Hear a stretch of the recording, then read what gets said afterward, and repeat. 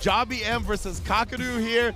Oh, so I believe even with, let's say, a Jabhim 2-0 victory, Kakeru is still going to be in winner's side, right? Oh, no. Excuse me. That's going to be down to. So technically, if Jabhim can get the 2-0 victory, I believe Jabhim will go out in winner's side, and Kakeru will go down to loser's side. And of course, Kakeru, I mean, he's going to want to do it for his country, mate. If he's able to shut down Jabhim 2-0, Tokido will somehow, some way get the top 16. I mean, one of the biggest questions that we had asked prior is, like, how many of the Terrys out in Japan have the effectiveness to provide that type of practice for Kakeru, right? I feel like outside of trying to understand the frame data, understand the move set, and what Terry is actually capable of, in the hands of someone like Jabhim, it could go all out the window.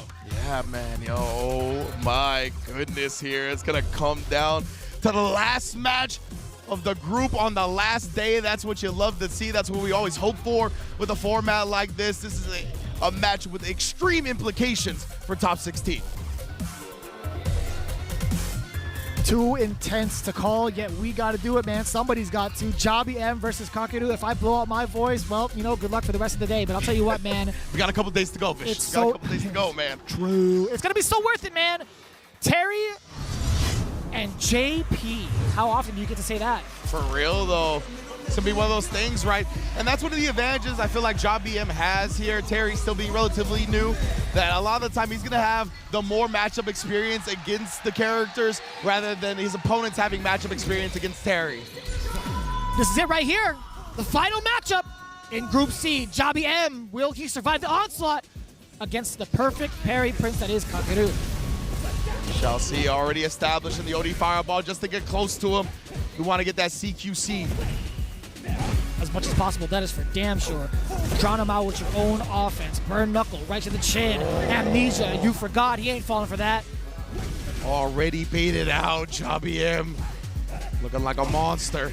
And I like that. He saw the air reset, backed away just a bit. Kakeru still trying to scrap his way out. The screen was shaking. He was positive. That's at least one of the perfect parries we're expecting from the side of Kakeru. But you can't deter Jabhim. He just walked on in there and then drive rushed. Indeed.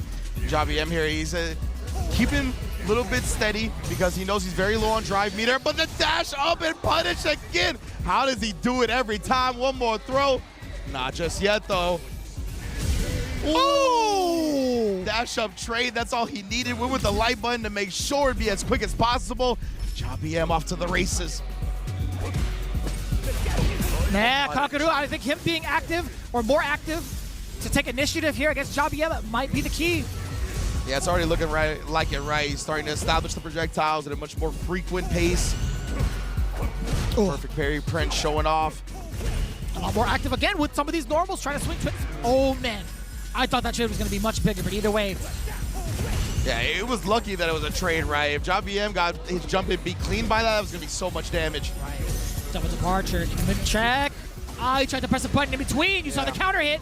Kakeru could let it rip with the rest of his drive gauge, which he does on the board. Now sitting at 3 bars as well on the side of Jabhim's 2, the super art department. Again, just both players here knowing what stake is on the line. Nobody's trying to overcommit early, but he does manage to get the punish counter on the recovery from the parry. Okay. Oh, finds his way in for a quick punish here, Jabhim. As long as he's got a bar on deck, it's like one in the chamber. You gotta respect it. Beat him to the punch, or kick, I should say. Departure has not really been as effective off of the knockdown against someone like Jabhim. Kakeru, I maybe want to see him set it up a little bit closer, but there's certain instances, man, where Jabhim could just be firing off like a wild cannon as soon as he wakes up. Jabby is scheming right now. We haven't seen him press something in quite a minute. Didn't want to interact with all that, but Kakeru living up to his namesake once again, establishing the departure, making Jabhim go full screen and have to work his way in all over again. Oh, he's even switching up the pace a little bit right there. Swiping with the stand fierce, but instead cutting him off with the pass. And Kakeru able to seal the first game. And man, Japan loves that. Tokido rubbing his hands together like Birdman. A lot of the fans out here really just taking it in. With all the Japanese players really representing for their hometown. Kakeru, again, being king of this group, leading 1 game over Jabhim. Jabhim not going to take it idly, though, or at least so I thought. Perfect parry now coming in. Kakeru keeping it alive. A slight drop. on the spike. Rare drop from him. OD departure in the nooch. You already know how JP gets down. Oh, this is huge. Fireball. He's starting to catch on to the rhythm of when Jabhim likes to throw it. Driver herself smart. Spin the meter. Get out of this situation. Just throws him out of that though. Slight execution error from the side of Jabhim. You saw him look down at his controller. He's going to be taking a lot of chip. It's going to be game over, at least within that round. Man, he even also had the rest of the animations fly through because you know that spike was going to come in through for the chip just in case. Low medium to start it off. Baiting in the throw, and I like that too from the drive rush medium. Kakeru slowly picking apart Jabhim. Most definitely. And stuffed that time. The projectile was there. And Kakeru here, so much control. Level 3 also on the side. This is going to be it. Ladies and gentlemen, that's all she wrote. Kakeru, we dropped it. What? Jabhim wasn't paying attention. He wasn't paying attention at all. Kakeru had dropped the level 3 activation, but Jabhim was already deflated. Wow, yeah, I don't blame him. I started looking towards the crowd, but when you're on the sticks, you got to stay locked in until it says KO.